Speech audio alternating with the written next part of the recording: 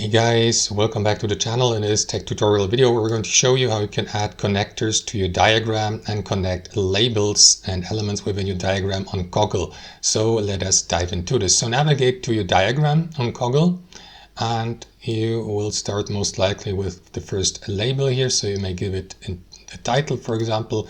Now it's time to add connectors to that element like I did here.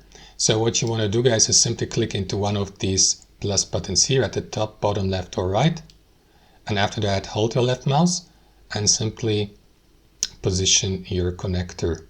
Like for example here, release your left mouse and that is going to automatically add the second label here. You can give it a title, for example, and you can do the same with, for example, that plus button here, or you may, for instance, connect also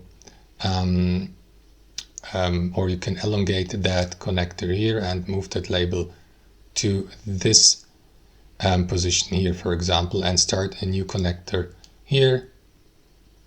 And there you go, and click into each of these labels to add text to it. And that's how it works, guys. Now if you'd like to connect these two, all you need to do is click into that plus button and make sure that they are connected here, but with a different color, as you can see. So that's it. Thanks for watching. Hope you enjoyed it, got some value from it, and we'll see you next time on our channel.